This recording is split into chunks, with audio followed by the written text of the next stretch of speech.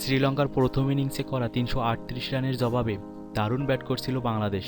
তবে শেষ ৩-৪ ওভারে গিয়ে পরপর ৩ উইকেট হারিয়ে বিপাকে পড়ে টাইগাররা। দ্বিতীয় দিন শেষে ৫ উইকেট হারিয়ে বাংলাদেশ তুলেছে ২১৪ রান। উইকেটে অপরাজিত থেকে তৃতীয় দিন শুরু করবেন সাকিব আল হাসান আর দলপতি মুশফিকুর রহিম। এর আগে ম্যাচের প্রথম দিন লঙ্কানদের ৭ উইকেট ফেলে দিয়ে শততম টেস্ট রাঙিয়ে রাখার ইঙ্গিত দিয়েছিল মুশফিকুর রহিমের দল। দ্বিতীয় দিন লঙ্কানদের ৩৩৮ রানে গুটিয়ে দিয়ে ব্যাটিংয়ে নামে বাংলাদেশ।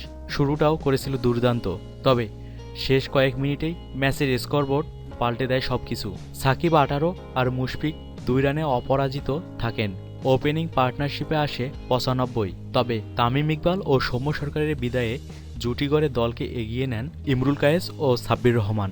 এই জুটি থেকে আসে ৬২ রান। ব্যাটিংয়ে নেমে অর্ধশতক থেকে মাত্র ১ রান দূরে থাকতেই রঙ্গানা হেরাতের এলবিডব্লিউর শিকার হন তামিম।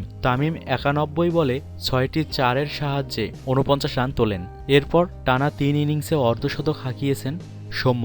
গড় টেস্টের পর কলম্বোতে বাংলাদেশের ঐতিহাসিক টেস্টে অর্ধশতক উদযাপন করেন এই বাঁহাতি ওপেনার। দলীয় ১৩০ রানের মাথায় স্পিনার লক্ষ্মণ সান্দাকানের বলে বোল্ড হওয়ার আগে তার ব্যাট থেকে আসে ৬১ রান। দিনের খেলা শেষ হওয়ার মাত্র ৩.৫ ওভার বাকি থাকতে বিদায় নেন ইমরুল কায়েস।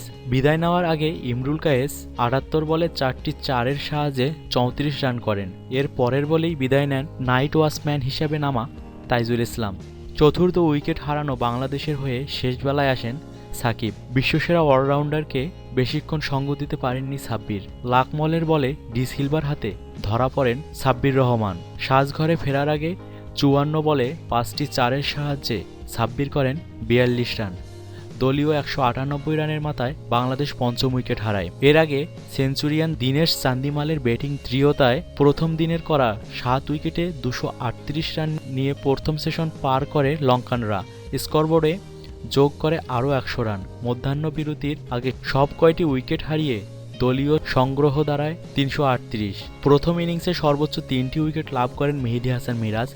২টি করে উইকেট নেন মোস্তাফিজুর রহমান, সাকিব আল হাসান ও শুভাশিস রায়। বাকি উইকেট নেন তাইজুল ইসলাম।